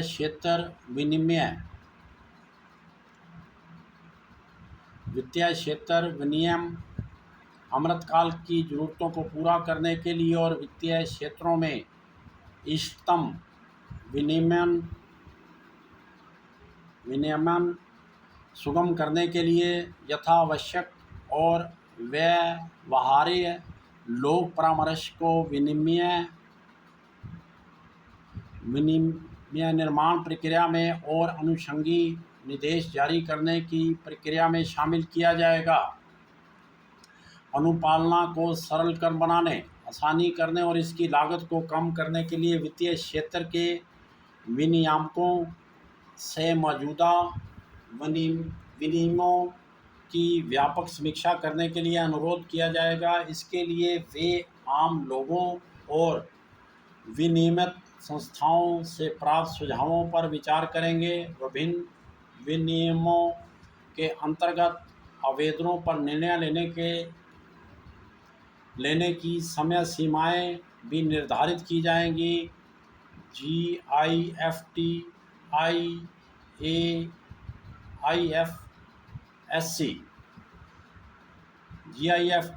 IFSC में बिजनेस गतिविधियों को बढ़ाने के लिए निम्नलिखित उपाय किए जाएंगे। दोहरे विनियमन से बचने के लिए SEZ अधिनियम के अंतर्गत IFSCA को शक्तियां प्रत्यायोजित की जाएंगी। IFSCA SEZ प्राधिकारियों GSTN, RBI, सेबी और IRDAI से पंजीकरण और अनुमोदन के लिए सिंगल विंडो ID सिस्टम की स्थापना करना, विदेशी बैंकों के IFSC बैंकिंग यूनिटों द्वारा अधिग्रहण वित्त पोषण की अनुमति देना, ट्रेड रीफाइनेंसिंग के लिए एग्जिम बैंक की एक सहायक संस्था की स्थापना करना, मध्यस्थता अनुषंगी सेवाओं के लिए और SEZ अधिनियम के तहत दोहरे विनियमन से बचने के लिए सांविधिक प्रावधानों के लिए IFSCA अधिनियम में संशोधन करना और विदेशी व्युत्पन्न लिखतों को वैध संविदाताओं के रूप में मान्यता देना, डाटा दूतावास, डिजिटल निरंतरता समाधान ढूंढने वाले देशों के लिए हम GIFT IFSC में उनके डाटा दूतावासों की स्थापना सुगम करेंगे। बैंकिंग क्षेत्र में शासन व्यवस्था और निवेशक संरक्षण में सुधार लाना, बैंक शासन व्यवस्था में सुधार लाने के लिए और निवेशक संरक्षण बढ़ाने के लिए बैंककारी विनियमन अधिनियम, बैंककारी कंपनी अधिनियम और भारतीय रिजर्व बैंक अधिनियम में कुछ एक संशोधनों का प्रस्ताव किया गया है। प्रतिभूति बाजार में क्षमता निर्माण, प्रतिभूति बाजार में कार्य निष्पादकों और पेशेवरों की क्षमता निर्माण हेतु राष्ट्रीय प्रतिभूति बाजार संस्थान में शिक्षा हेतु मानदंड और स्तर तैयार करने, विनियमित करने, बनाए रखने और परिवर्तित करने के लिए और डिग्री, डिप्लोमा और सर्टिफिकेट को मान्यता प्रदान करने हेतु सेबी को सशक्त किया जाएगा। केंद्रीय डाटा संसाधन केंद्र केंद्रीय डाटा संसाधन केंद्र कंपनी अधिनियम के अंतर्गत फील्ड कार्यालयों में दाखिल विभिन्न फर्मों के केंद्रीयकृत प्रबंधन के माध्यम से कंपनियों के त्वरित रिस्पांस के लिए एक केंद्रीय डाटा संसाधन केंद्र की स्थापना की जाएगी। शेयरों और लाभांशों का पुनः दावा, निवेशकों, शिक्षा और संरक्षण निधि प्राधिकरण से निवेशक अदावी शेयरों और अप्रदत्त लाभांशों का आसानी से पुनः दावा कर सकें। इसके लिए एक एकीकृत आईटी पोर्टल स्थापित किया जाएगा। डिजिटल भुगतान को व्यापक स्वीकृति मिलना जारी है। वर्ष 2022 में इनमें लेन देन में 76% की और मूल्य में 91% की वृद्धि हुई है। इस डिजिटल पब्लिक इंफ्रास्ट्रक्चर के लिए राजकोषीय सहायता वर्ष 2023-24 में भी जारी रखी जाएगी। आज़ादी का अमृत महोत्सव महिला सम्मान बचत पत्र, आज़ादी का अमृत महोत्सव का स्मरण स्वरूप मार्च 2025 तक 2 वर्ष की अवधि के लिए एक कालिक नई लघु बचत योजना महिला सम्मान बचत प्रमाण पत्र उपलब्ध कराया जाएगा। ये महिलाओं या बालिकाओं के नाम पर आंशिक आहरण विकल्प के साथ 2 वर्षों की अवधि के लिए 7.5% की नियत ब्याज दर पर 2 लाख रुपए तक की जमा सुविधा का प्रस्ताव देगा। वरिष्ठ नागरिक बचत योजना के लिए अधिकतम जमा सीमा को 15 लाख रुपए से बढ़ाकर 30 लाख रुपए कर दिया जाएगा। मासिक आय खाता स्कीम के लिए अधिकतम जमा सीमा को एकल खाते के लिए 4.5 लाख रुपए से बढ़ाकर 9 लाख रुपए और संयुक्त खाते के लिए 9 लाख रुपए से बढ़ाकर 15 लाख रुपए कर दिया जाएगा। राजकोषीय प्रबंधन, राज्यों को 50 वर्षों के लिए ब्याज मुक्त ऋण, राज्यों के निमित्त संपूर्ण 50 वर्षीय ऋण को वर्ष 2023-24 के अंदर पूंजीगत व्यय पर खर्च किए जाने हैं। इनमें से अधिकांश ऋण व्यय राज्यों के विवेक पर निर्भर करेंगे, परंतु इस ऋण का एक हिस्सा उनके द्वारा वास्तविक पूंजी व्यय को बढ़ाने की शर्त पर दिया जाएगा। इस परिव्यय के हिस्से निम्नलिखित परियोजनाओं के लिए भी जोड़े या आवंटित किए जाएंगे। पुराने सरकारी वाहनों की स्क्रैपिंग, शहरी आयोजना सुधार और कार्रवाइयाँ, शहरी स्थानीय निकायों में वित्तीय सुधार ताकि उनमें नगरपालिका बांडों के लिए साख बन सके, पुलिस स्टेशनों के ऊपर या उसके भाग के रूप में पुलिस कर्मियों के लिए आवास सुविधा, यूनिटी मॉल का निर्माण, बाल और किशोर पुस्तकालयों और डिजिटल इंफ्रास्ट्रक्चर और केंद्रीय स्कीमों के पूंजीगत व्यय में राज्य का हिस्सा। राज्यों के राजकोषीय घाटे, राज्यों को जीएसडीपी के 3.5% के राजकोषीय घाटे की अनुमति होगी, जिसका 0.5% विद्युत क्षेत्र में सुधार, से जोड़ा जाएगा।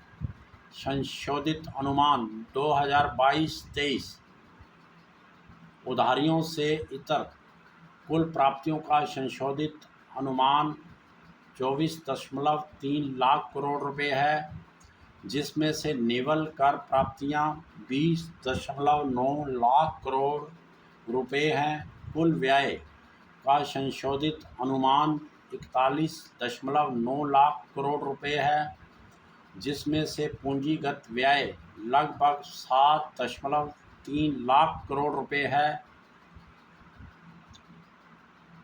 राजकोषीय घाटे का संशोधित अनुमान जीडीपी का 6.4% है, जो बजट अनुमान के अनुरूप है।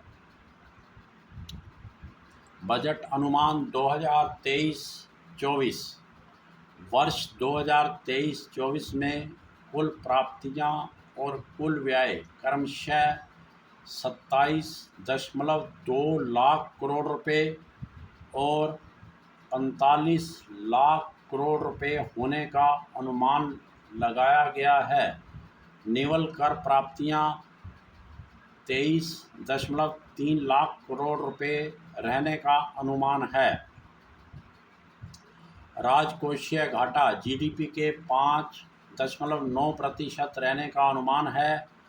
वर्ष 2021-22 के अपने बजट भाषण में मैंने ये घोषणा की थी कि हम कालांतर में राजकोषीय घाटे को सतत रूप से अच्छी तरह कम करने के साथ वर्ष 2025-26 तक राजकोषीय घाटे को 4.5% से नीचे रखने के लिए राजकोषीय समेकन के मार्ग पर चलते रहने की योजना बना रहे हैं। हमने इस मार्ग का अनुसरण करना जारी रखा है और मैं अपना इरादा दोहराती हूँ कि हम वर्ष 2025-26 तक राजकोषीय घाटे को जीडीपी के 4.5% के नीचे ले आएंगे।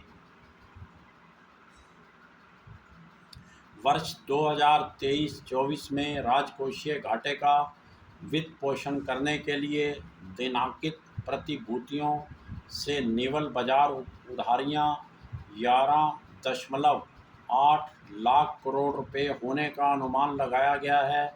शेष वित्त पोषण लघु बचतों और अन्य स्रोतों से आने की अपेक्षा है।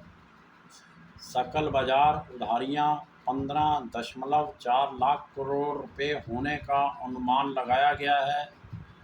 अब मैं अपने भाषण के भाग ख को पढ़ती हूँ। भाग ख, अप्रत्यक्ष कर। मेरे अप्रत्यक्ष कर प्रस्ताव का उद्देश्य निर्यात को बढ़ावा देना, घरेलू विनिर्माण में बढ़ोतरी करना, घरेलू मूल्य वर्धन को बढ़ाना, हरित ऊर्जा और हरित गतिशीलता को प्रोत्साहित करना है। कर दरों की संख्या में कमी के साथ सरलीकृत कर संरचना अनुपालना भार को कम करने और कर शासन प्रणाली में सुधार लाने में मदद करती है।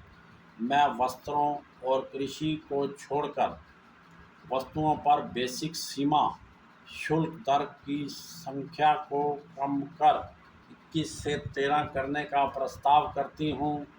इसके परिणाम स्वरूप खिलौने, साइकिल, ऑटोमोबाइल और नाथ्या सहित कुछ वस्तुओं की बेसिक सीमा शुल्कों, उपकरों और अधिभारों में मामूली परिवर्तन हुआ है।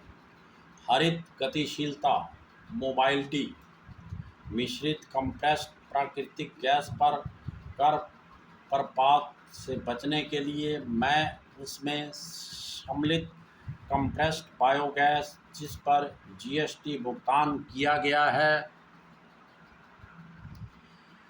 उस पर उत्पाद शुल्क में छूट देने का प्रस्ताव करती हूँ। हरित मोबाइलिटी को और संवेग प्रदान करने के लिए इलेक्ट्रिक वाहनों में प्रयुक्त बैटरियों के लिथियम आयन सेलों के विनिर्माण के लिए आवश्यक पूंजीगत वस्तुओं और मशीनरी के आयात पर सीमा शुल्क में छूट दी जा रही है। इलेक्ट्रॉनिक्स चरणबद्ध विनिर्माण कार्यक्रम सहित सरकार के विभिन्न पहलुओं के परिणाम स्वरूप भारत में मोबाइल फ़ोन का उत्पादन वर्ष 2014-15 में के करीब 18,900 करोड़ रुपए मूल्य के 5.8 करोड़ यूनिट से बढ़कर पिछले वित्तीय वर्ष में 2,75,000 करोड़ रुपए मूल्य के 31 करोड़ यूनिट तक पहुंच गया है। मोबाइल फ़ोनों के विनिर्माण में घरेलू मूल्यवर्धन को और बढ़ाने के लिए मैं कुछ एक पुर्जों और कैमरा लेंसों जैसे आदानों के आयात पर बेसिक सीमा शुल्क में राहत देने और लिथियम आयन बैटरी सेलों पर रियायती शुल्क को एक और वर्ष के लिए जारी रखना प्रस्तावित करती हूँ। इसी प्रकार टेलीविज़न के विनिर्माण में मूल्यवर्धन को बढ़ावा देने के लिए मैं टीवी पैनल के ओपन सेलों के पुर्जों पर बेसिक सीमा शुल्क को घटाकर 2.5% करने का प्रस्ताव करती हूँ। इलेक्ट्रिकल्स शुल्क संरचना के व्युत्क्रमण में दोष सुधार करने के लिए और इलेक्ट्रिक रसोई घर चिमनियों के विनिर्माण को प्रोत्साहित करने के लिए इलेक्ट्रिक रसोई पर घर चिमनियों पर बेसिक सीमा शुल्क को 7.5% से बढ़ाकर 15% करने और इस उपकरण के हीट कॉइलों पर आयात शुल्क को 20% से घटाकर 15% करने का प्रस्ताव करती हूँ। रसायन और रसायन उद्योग में डिनेचर्ड इथाइल अल्कोहल का उपयोग किया जाता है। मैं इस पर बेसिक सीमा शुल्क में छूट देने के लिए प्रस्ताव करती हूँ। इससे इथेनॉल मिश्रण कार्यक्रम में भी सहायता मिलेगी और ऊर्जा पारगमन के हमारे प्रयास सुगम होंगे। एसिड ग्रेड क्लोरोस्पार पर बेसिक सीमा शुल्क को भी 5% से कम कर 2.5% किया जा रहा है ताकि घरेलू फ्लोरोकेमिकल्स उद्योग प्रतिस्पर्धी बना रहे। इसके अलावा इपीक्लोरोहाइड्रिन के विनिर्माण के लिए प्रयुक्त कच्चे ग्लिसरीन पर बेसिक सीमा शुल्क को 7.5% से कम कर 2.5% करने का प्रस्ताव किया गया है। मरीन समुद्री उत्पाद पिछले वित्तीय वर्ष में समुद्री उत्पादों में उच्चतम निर्यात समृद्धि दर्ज की गई। इससे देश के तटीय राज्यों में रहने वाले कृषकों को फायदा हुआ है। समुद्री उत्पादों विशेष रूप से झींगी श्रिम्प का निर्यात प्रतिस्पर्धात्मक क्षमता और बढ़ाने के लिए श्रिम्प फीड के घरेलू विनिर्माण के लिए मुख्य इनपुट पर शुल्क को कम किया जा रहा है।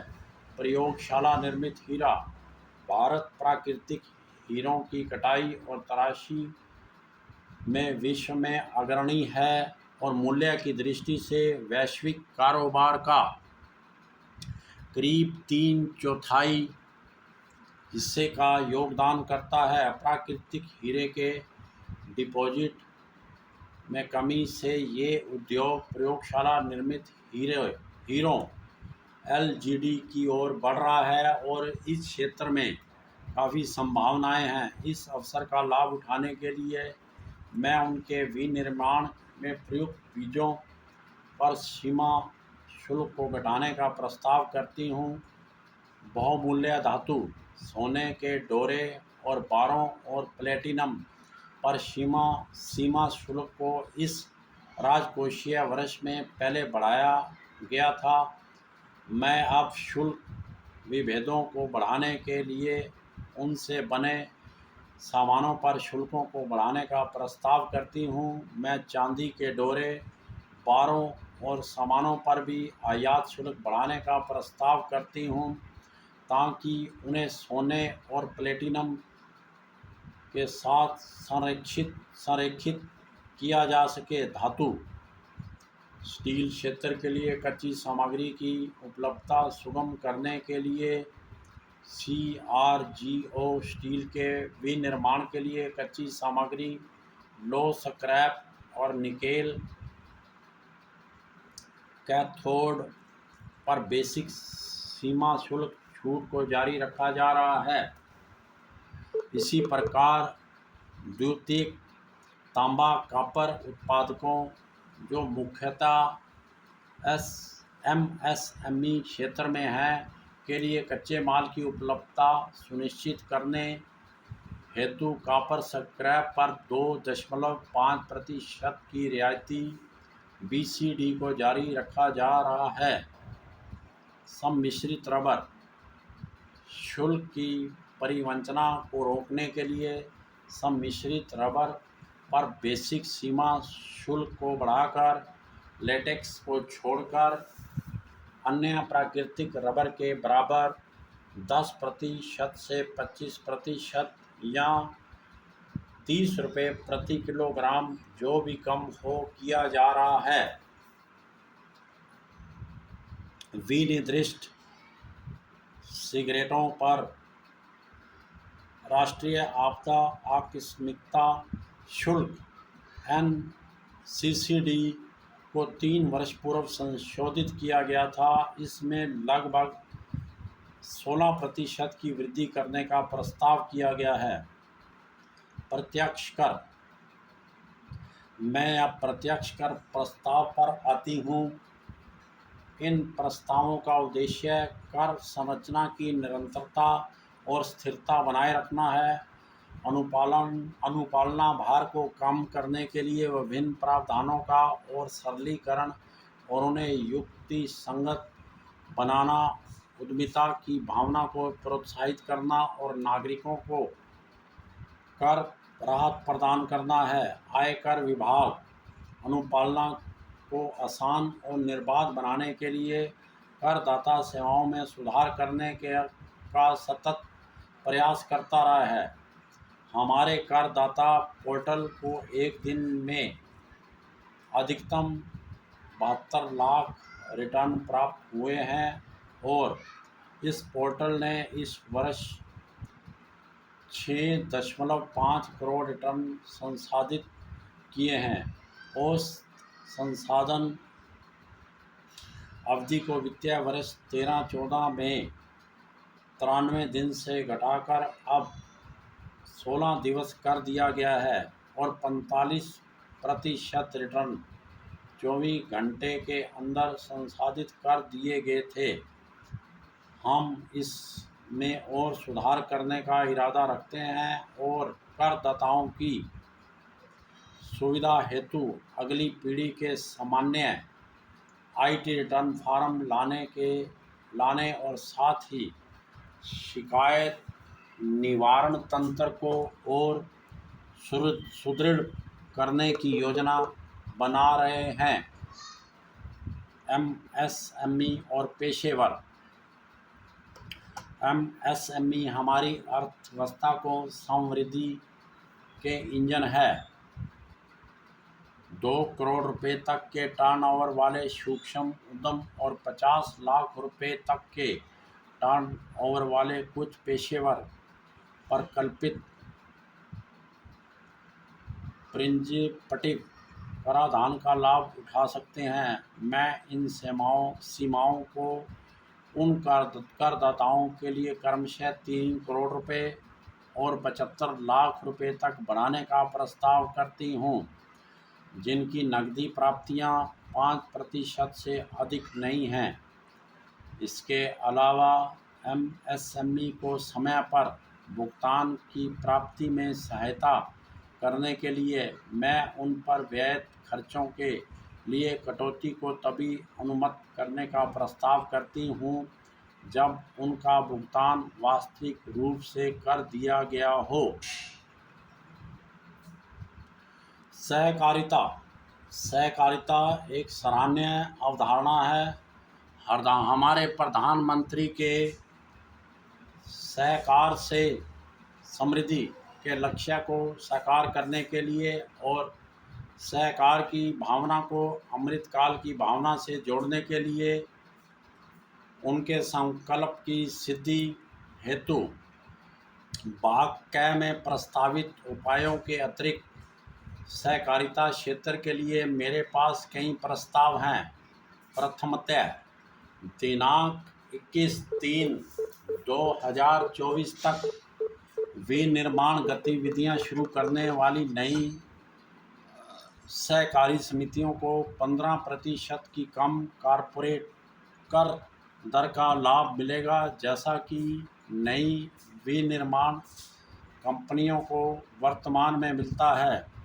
द्वितीय, मैं चीनी सहकारी समितियों को निर्धारण वर्ष 2016-17 की अवधि से पहले गन्ना किसानों को किए गए भुगतानों का व्यय के रूप में दावा करने के लिए एक अवसर प्रदान करने का प्रस्ताव करती हूँ। इस प्रस्ताव से संभावित राहत 10,000 करोड़ रुपए की होगी। तृतीय, मैं प्राथमिक कृषि सहकारी समितियों PACS और प्राथमिक सहकारी कृषि और ग्रामीण विकास बैंकों को नकद में दिए गए जमा एवं ऋणों हेतु 2 लाख रुपए प्रति सदस्य की उच्चतर सीमा प्रदान करती हूँ। इसी प्रकार से सहकारी समितियों को TDS के लिए नकदी आहरण पर 3 करोड़ रुपए की उच्चतर सीमा प्रदान की जा रही है। स्टार्टअप देश के आर्थिक विकास के लिए उद्यमिता बहुत महत्वपूर्ण है। हमने स्टार्टअप के लिए अनेक उपाय किए हैं और उनके परिणाम भी निकले हैं। भारत वर्तमान में वैश्विक रूप से स्टार्टअप के लिए तीसरी सबसे बड़ी इकोसिस्टम है और मध्यम आय देशों के बीच नवाचार गुणवत्ता में इसका दूसरा स्थान है। मैं स्टार्टअप द्वारा आयकर लाभ प्राप्त करने हेतु निगमन की तारीख 21/3/2023 से बढ़ाकर 21/3/2024 तक करने का प्रस्ताव करती हूँ। इसके अलावा मैं स्टार्टअप की शेयरधारिता में परिवर्तन पर हानियों के अग्रहण के लाभ को निगमन के 7 वर्ष से 10 वर्ष तक प्रदान करने का प्रस्ताव करती हूँ। अपीलें आयुक्त स्तर पर अपीलों के लंबन को कम करने के लिए मैं छोटी अपीलों को निपटाने के लिए लगभग 100 संयुक्त आयुक्तों की तैनाती का प्रस्ताव करती हूँ। हम इस वर्ष पहले से प्राप्त विवरणियों को जांच के लिए चुनने हेतु और अधिक सेलेक्टिव रहेंगे। कर रियायतों को बेहतर लक्षित करना। कर रियायतों और छूटों को बेहतर लक्षित करने के लिए मैं धारा 54 और धारा 54(6) के तहत आवासीय गृह में किए गए निवेश पर पूंजीगत लाभों से कटौती की सीमा को 10 करोड़ रुपए करने का प्रस्ताव करती हूँ। इसी उद्देश्य से दूसरा प्रस्ताव अत्यधिक मूल्य वाली बीमा पॉलिसियों की आयकर छूट को सम्मिलित करना है।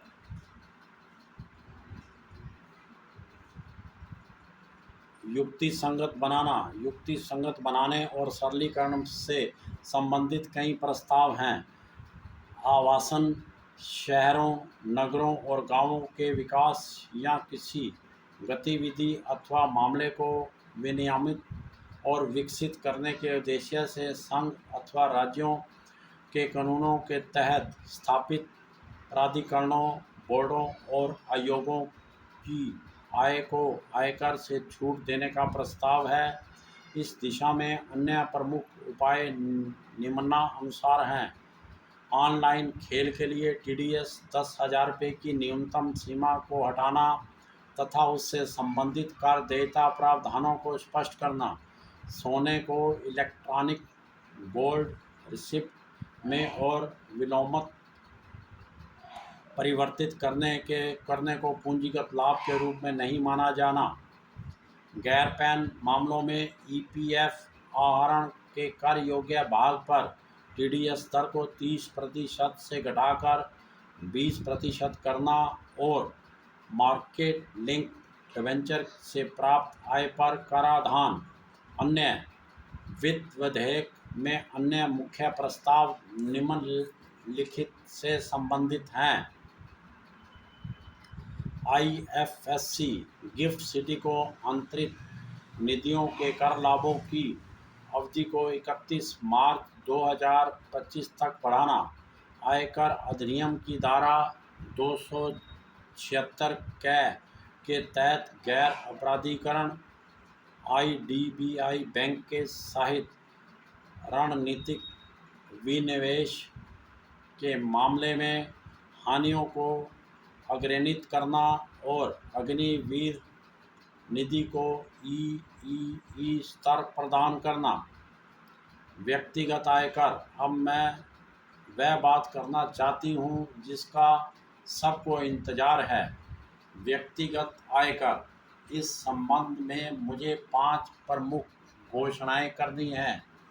ये मुख्यतः हमारे परिश्रमी मध्यम आय वर्ग के लाभ के लिए है। पहली घोषणा रिबेट संबंधित है। वर्तमान में पुरानी और नई कर व्यवस्थाओं में 5 लाख रुपए तक की आय वाले व्यक्ति किसी प्रकार के आय का भुगतान नहीं करते हैं। मैं रिबेट की सीमा को नई कर व्यवस्था में 7 लाख रुपए तक बढ़ाने का प्रस्ताव करती हूँ। इस प्रकार नई कर व्यवस्था में 7 लाख रुपए तक आय वाले व्यक्तियों को कोई कर का भुगतान नहीं करना होगा। दूसरा प्रस्ताव मध्यम आय वर्ग से संबंधित है। मैंने वर्ष 2020 में 2.5 लाख रुपए से शुरू करते हुए 6 आयकर स्लैब वाली नई व्यक्तिगत आयकर व्यवस्था शुरू की थी। मैं स्लैबों की संख्या घटाकर 5 करते हुए और कर छूट की सीमा को बढ़ाकर 3 लाख रुपए करते हुए इस व्यवस्था में कर संरचना को बदलने का प्रस्ताव करती हूँ। कर की नई दरें निम्नानुसार हैं। 0 से 3 लाख रुपए 0, 3 से 6 लाख रुपए 5%, 6 से 9 लाख रुपए 10%, 9 से 12 लाख रुपए 15%, 12 से 15 लाख रुपए 20%, 15 लाख रुपए से ऊपर 30%। इससे नई कर व्यवस्था में सभी कर प्रदाताओं को बहुत बड़ी राहत मिलेगी। 9 लाख रुपए की वार्षिक आय वाले किसी व्यक्ति को केवल 45,000 रुपये का भुगतान करना होगा। ये उसकी आय का केवल 5% है। ये अब उसके द्वारा भुगतान किए जा रहे कर अर्थात 60 लाख रुपये पर 25% की कटौती है। इसी प्रकार 15 लाख रुपए की आय वाले किसी व्यक्ति को केवल 1.5 लाख रुपए या उसकी आय का 10% भुगतान करना होगा। जो कि उसकी मौजूदा देयता अर्थात 1,87,500 रुपये से 20% रुपये की कटौती है। मेरा तीसरा प्रस्ताव वेतनभोगी वर्ग और पारिवारिक पेंशन भोगी सहित पेंशन भोगी वर्ग के लिए है, जिनके लिए मैं मानक कटौती लाभ को नई कर व्यवस्था में भी विस्तारित करने का प्रस्ताव करती हूँ। प्रत्येक वेतनभोगी व्यक्ति जिसकी आय 15.5 लाख रुपये या इससे अधिक है को परिणाम स्वरूप 52,500 रुपये का लाभ मिलेगा। व्यक्तिगत आयकर में मेरी चौथी घोषणा हमारे देश की अधिकतम कर की दर, जो 42.74% है, से संबंधित है। ये विश्व में सबसे अधिक दरों में से एक है। मैं नई कर व्यवस्था में उच्चतम अधिभार को 37% से घटाकर 25% करने का प्रस्ताव करती हूँ। इसके परिणाम स्वरूप अधिकतम कर दर घटकर 39% हो जाएगी। अंततः गैर सरकारी वेतनभोगी कर्मचारियों की सेवानिवृत्ति पर अवकाश के नकदीकरण पर 3 लाख रुपये तक की सीमा की छूट अंतिम बार वर्ष 2002 में नियत की गई थी। अब सरकार में अधिकतम मूल वेतन 30,000 रुपये प्रति माह था। जब सरकार में अधिकतम मूल वेतन 30,000 रुपये प्रति माह था, हमारी सरकारी वेतन में वृद्धि के अनुरूप मैं इस सीमा को बढ़ाकर 25 लाख रुपये करने का प्रस्ताव करती हूँ। हम डिफ़ॉल्ट कर व्यवस्था के रूप में नई कर व्यवस्था भी बना रहे हैं, तथापि नागरिकों को पुरानी कर व्यवस्था का लाभ उठाने का विकल्प भी जारी रहेगा। इनके अलावा मैं अनुबंध में दिए गए अनुसार कुछ और परिवर्तन भी कर रही हूँ। इन प्रस्तावों के परिणाम स्वरूप लगभग 38,000 करोड़ रुपये, जिसमें से 37,000 करोड़ रुपये प्रत्यक्ष करों के तथा 1,000 करोड़ रुपये अप्रत्यक्ष करों के राजस्व को परित्यक्त किया जाएगा, जबकि लगभग 3,000 करोड़ रुपये का अतिरिक्त राजस्व जुटाया जाएगा। इस प्रकार कुल वार्षिक परित्यक्त राजस्व लगभग 35,000 करोड़ रुपये होगा। माननीय अध्यक्ष महोदय, इन शब्दों के साथ मैं बजट इस प्रतिष्ठित सदन को सौंपती हूँ। जय हिंद।